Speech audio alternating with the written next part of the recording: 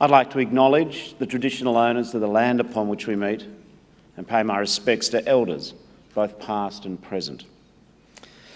This CEDA conference has become a fixture in the parliamentary year, I think, and it is a chance for both sides of politics and indeed all levels of government to come together and to talk about the big challenges facing our country. I think it illustrates in its own modest way one of the great things, one of the unique things that we don't celebrate enough about our Australian democracy is that we tend to go our own way in this country. Our parties, our leaders, our people have always rejected extremism on both sides, from the far left and the far right. We have an adversarial system of politics, I acknowledge. You just have to watch 5 minutes of question time to understand that.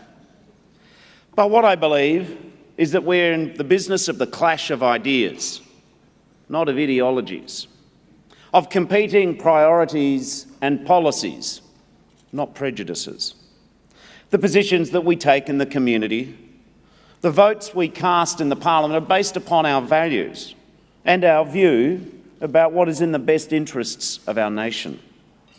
And when we disagree and when we oppose, we do so because each believes there is a better way, and in Labor's case, a fairer alternative. So this morning I'd like to discuss some of my priorities for Australia in the short term, in the medium term, and in the long term. And I believe it is the job of government to give equal time to all three. If you're only focused on the next day or the next opinion poll, then the bigger problems keep mounting and mounting. And if you only take that bird's eye aerial view of Australia in 2030, then you can fly over the obstacles and daily hardships that our citizens are facing right now. Now, I believe the short-term problems are clear to everyone in this room. We have a lack of balance in our economy. Confidence and demand are simply too low. Productivity isn't growing fast enough, and its dividends are not being shared with the workforce. Put simply, economic growth is still too low and over-reliant on global terms of trade. Underemployment and casualisation are at all-time highs, and wages growth is at a historic low. Now, some of the problems with wages are cyclical. It's a legacy and part of the winding down of the mining boom.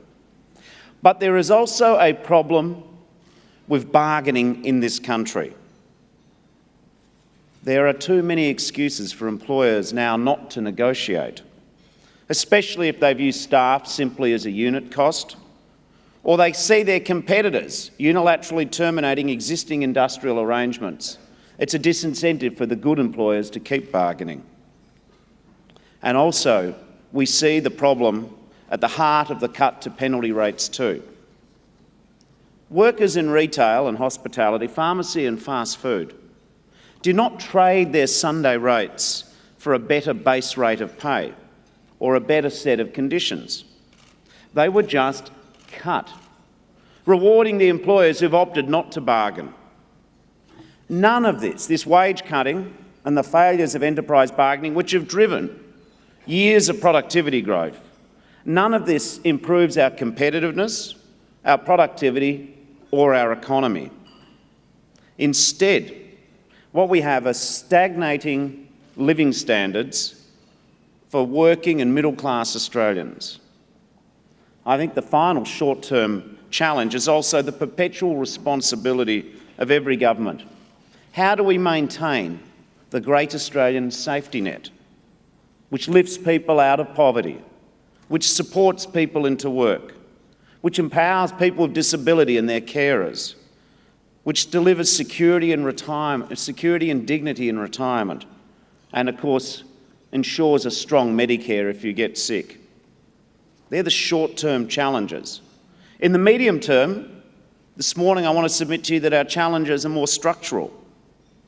We have loopholes and concessions in our tax system, utilised by the fortunate few, which put much more of the burden on the ordinary pay-as-you-go taxpayers, distorting the housing market and making budget repair more difficult. I also believe that we are not making the right investments in human capital, in schools and skills, in the early years of a child's education, at universities and TAFE. Every dollar that we put into education and training is an investment in our ability to compete, to collaborate and to cooperate with the amazing nations growing to our near north. It's an investment in better skilled, more productive workforce for employers and business. Let me be clear. We've been very fortunate with the mineral resources and the investment that's gone into it. And what happens is our terms of trade are very good, but that is the luck that the world gives us because they demand our commodities. Our challenge is, what is the luck we make ourselves? How do we make sure that we benefit from the Asian century? How do we make sure that we don't fall behind? How do we stay at the front of the pack? It's the investment in people. It's the investment in education and skills and training. That is how Australia makes its own luck to be a clever country. In addition to this human capital challenge, we need a new approach to infrastructure, clearing the way for superannuation funds and others to invest in good projects, to cut congestion, to connect the regions, to create jobs and apprenticeships. The money is there, we just need to help create the deal flow so that our deep and liquid capital markets can invest in the productivity building infrastructure that this nation so desperately needs. And of course, after a decade of toxic politics around climate change, we are still stuck. We have an energy market unsuited for the 21st century. We have investment uncertainty caused by national policy paralysis, holding back jobs and forcing energy prices up. And we have infrastructure operating beyond its design life. For the sake of our economy, for the sake of our environment, we just need to put an end to the climate change wars. In the long term, of course, we've got the big questions of population. Starting with half the population, the gender pay gap has barely moved in 30 years. And until we get serious about genuine equality for women in Australian life, we are putting a handbrake on our economic future. Of course, Australians are living longer. And we need quality preventative health, Medicare, hospitals and aged care that can increase not just the length of life, but the quality of life. We need to maintain and improve our superannuation system to take the pressure off the cost of the pension and to take pressure off retirees. Now, all of these challenges, the short, the medium and the long term, require a government's time and energy and resources. And if we want to fund our investments in the future and repair the budget, if we want to guarantee that we can build to last and to pay for it, I believe we need to address some of the structural problems in our tax system, beginning with an examination of unaffordable concessions. Now, some tax concessions reward a social good, like donating to a charity. Others recognise that no matter how hard and clever you are as a farmer, you're at the mercy of the elements and the seasons, and you may well need help in smoothing income over the good and the bad years. And some concessions are just common sense, like a modest deduction for people who've got to purchase a uniform for work or safety gear. But there are other tax concessions which have mutated far beyond their original purpose.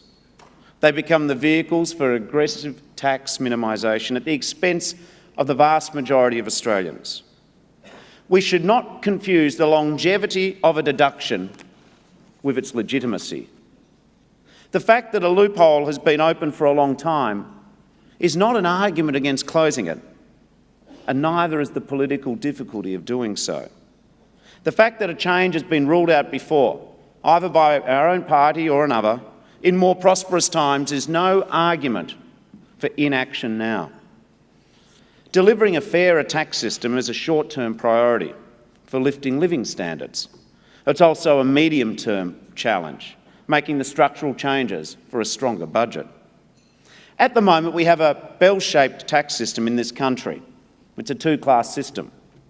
At one end, if you earn no money, if you have no money, you pay no tax. There's a clear disadvantage with that point.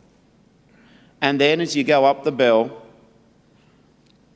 the more you earn, the more you pay your tax. In that bulging middle of that bell is the vast majority of Australians. You know them, they're the pay-as-you-go taxpayers. They go to work, they make their contribution, they file their returns, and they have limited opportunities to minimise their tax. These Australians don't have multiple investment properties to negatively gear. They can't park their wealth in offshore tax havens. Then you come down, you slide down that bell to the other end where you earn a great deal. And you have the opportunity to minimise your income. We have high net worth individuals who, legally and effectively, can afford to opt out of paying tax. So we want to put fairness back into the mix. It's why we're taking action on negative gearing and the capital gains discount. These are two unsustainably generous tax concessions which are distorting the housing market in favour of wealthy investors. Our plan puts first home buyers on a level playing field, and it will save the budget over the next 10 years $37 billion. And consistent with David Murray's review of the financial system, we'll also take some of the heat out of the market by preventing self-managed superannuation funds from borrowing. Superannuation is already tax advantaged. I don't think we should give one section of the superannuation system access to further investment opportunities at the expense of Australians who are locked out of the housing market. This is only one example. But in 2014-15, 48 people earned more than $1 million and paid no tax at all, not even the Medicare levy. Using appropriately priced tax lawyers, they deducted an average income of $2.5 million to get them below the tax-free threshold. This kind of manoeuvring obviously doesn't come cheap. Most paid their accountant more than $1 million, then of course they can deduct that. I actually think loopholes like this weaken the national budget, and they leave ordinary taxpayers to carry a heavier burden. It's why we're going to cap the amount that individuals can deduct for the management of their tax affairs at $3,000. This will affect only 1 in every 100 taxpayers, but it saves $1.3 billion to the budget over the medium term. Now, if you're not prepared to make the tough calls for a fairer tax system, then you simply end up raising taxes on the people who cannot afford to opt out. That's what we saw a few weeks ago. Another budget built upon the back of an increase in income tax. As proud architects of Australia's great safety net, Labor understands that every element of the safety net has to be securely funded, from a fair pension to a strong Medicare and a national disability insurance scheme. In 2013, when we introduced the NDIS, we increased the Medicare levy to 2% as part of our plan to guarantee the future of the NDIS. Back then, wages growth was over 3%. We had just tripled the tax-free threshold, giving low and middle-income Australians a very sizable tax cut. And our approach was paired with progressive measures like reforms to private health insurance. But things have changed substantially in the last 4 years. Wages growth is now at 1.9%. That is a historic low. Underemployment is at a record high. Part-time work becoming the norm, not full-time work. Ask any middle-class working Australian family. Living standards are stagnating. Housing affordability is harder in our big cities, and it's harder for young Australians, and parents wonder how their kids will ever afford a house. Apprenticeship numbers have crashed in the last 4 years, down by 130,000. And in 1 month from today, 700,000 people in retail, hospitality, pharmacy and fast food will see their penalty rates cut. Now, in 2014, the government banged the drum of budget emergency to try and justify its massive cuts to family support and services. Now they're at it again, except this time they're yelling about an NDIS emergency, trying to spread anxiety amongst the people who rely on NDIS as an excuse to increase taxes that working people pay. We have every right to be sceptical of the motivations of the government and their intent. And we have every right to stand up for the people who count on us, people with disability, their carers, and middle-class working Australians. Now, we will support the 0.5% increase in the Medicare levy for the top two tax brackets, Australians earning over $87,000. And we don't say that people who earn that are wealthy, but what we do believe is that when the bulk of the Australian people haven't had a wage rise, when their energy bills are going up, when their kids are struggling to get a deposit, we do not believe this is the right time to increase the income taxes of millions of Australians. It's effectively a cut in their income. And we don't believe it's the right time to make battlers pay more when the government is getting rid of the budget repair levy, which will see millionaires, people who earn $1 million in a year, next year get a tax cut of $16,500. The Liberals can call their tactics whatever they like, but a tax is a tax is a tax. Labor will not ask people who already spend every dollar they earn, and then some more, to make another sacrifice, while the very wealthy get a cut in the top marginal tax rate at a time when this nation needs to make ends meet. No government worth its salt should decrease the burden on the top 2% of wealthiest Australians and then ask millions of other Australians to pay more. And no Labor Party would support that. This is a values decision for us. We thought about this and we've come up with a fairer, more calibrated, more progressive plan, which keeps the budget repair levy in place and applies the Medicare levy increase only to those earning over $87,000. It's fairer, it's better, and it raises $4.5 billion more in revenue without delivering another hit to family budgets of people who can't afford it. There is no economic logic to whacking demand and confidence again by hitting millions of Australians who earn less than $87,000 with a tax increase. Yesterday morning, you were the recipients of the Prime Minister's doomsday warnings about not cutting tax for the highest income earners. A couple of things about that. For a start, the current rate today, including the Medicare and budget repair levy, is 49%. So for the last 3 years under the Liberals, it hasn't been a tax on success. But when we propose keeping the levy, somehow this is it's an Armageddon of economic initiative. And also, before we hear another dishonest lecture about every second dollar going to the government, let's deal in the facts. Firstly, because of Australia's progressive tax system, no one pays the top rate of tax on all their income. For example, decisions taken in this budget would mean that from the 1st of July 2019, an Australian who earns $200,000 will pay an average tax rate of 34.1%. Under Labor's plan, the same person on $200,000 would be paying an average tax rate of 34.3%. Now, I just find it hard, the difference between 34.1% and 34.3%, to believe this heralds the end of Western civilisation as we know it and people will just stop working. There is another important point here. There are a lot of meaningful, valuable jobs held by people I deem to be successful, who will never be in any danger of earning over $180,000. The Prime Minister and some Conservative critics have said our plan is against aspiration. It's against effort, determination, you name it. He thinks it is a tax on success. I actually think this speaks volumes for the way that our current Prime Minister looks at the world, that you measure success by the amount of money you earn. But what about the success of a teacher on $60,000 a year educating our kids?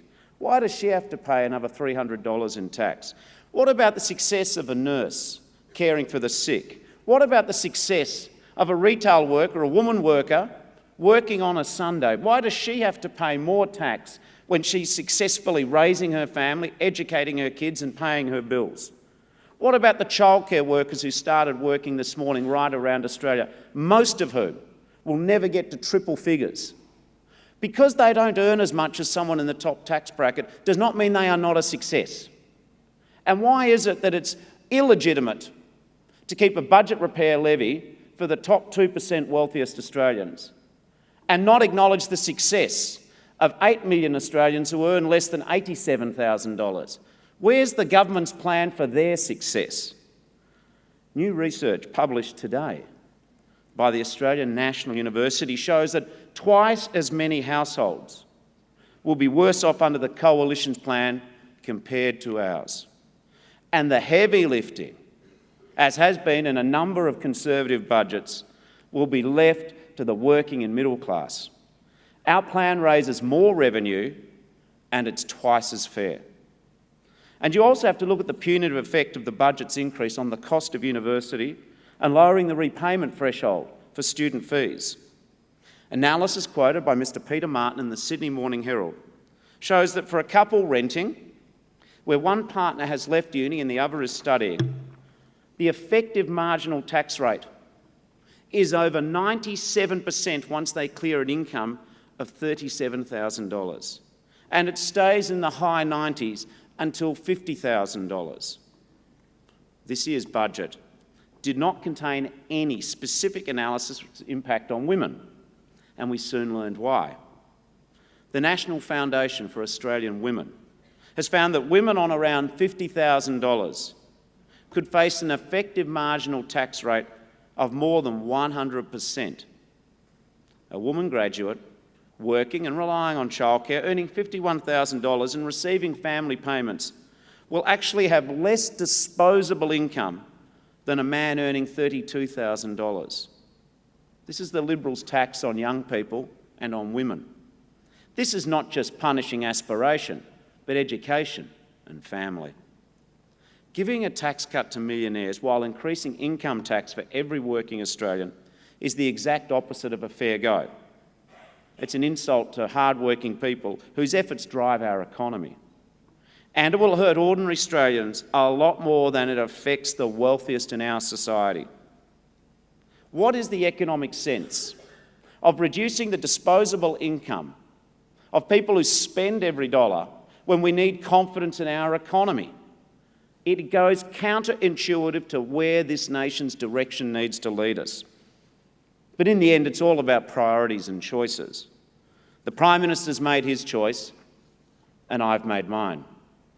Malcolm Turnbull wants to be the Prime Minister for multinationals and millionaires.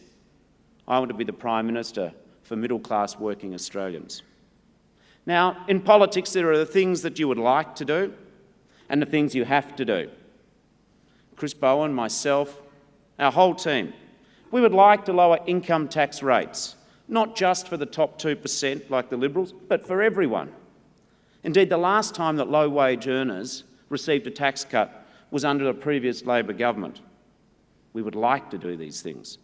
But there are things that we have to do. We have to get the deficit down. It's gone up 10 times under the current government. We have to pay off debt, projected to hit $750 billion under Turnbull and Morrison. We have to invest in Australia's future, in education and infrastructure, and we have to keep our safety net strong. And as the Labor Party, we choose to put working and middle-class people first. So in conclusion, you've days of deliberation and ideas. You come and represent all parts of our massive nation, from big cities and small towns and regional centres. You know the scale, the depth and the diversity of the challenges facing Australia, the short-term challenges, the medium-term challenges, the long-term challenges. You also understand, though, the capacity of Australians to adapt to change and to make it work for them. You understand the common aspirations our people share. This country isn't built on the idea of the accumulation of wealth or property solely. Our story is bigger and broader than that. as parents and as citizens, Australians expect us in the privileged position of Parliament to uphold and honour the contract that we have with the next generation. Yes, our fellow Australians legitimately aspire to a good job for themselves, a job with a sense of security and worth and reasonable pay. But every parent, every aunt, every uncle, every member of this current generation of Australia, we are impelled to want a better job for our kids through a great education and world-class skills and training. We want our children to be able to find a home that they can start a family with. And our future generations expect us to take action on climate change, securing our energy future and locking in cheaper and cleaner and more reliable power. This is what really matters, the contract we have with the future, the duty that we owe to who comes next, the obligation that every generation of Australians to hand on a better deal for those who came after than the one that we received. This is my focus and Labor's focus, not just for next year or the next election, but for the decades ahead. Thank you very much, and thank you for being here today.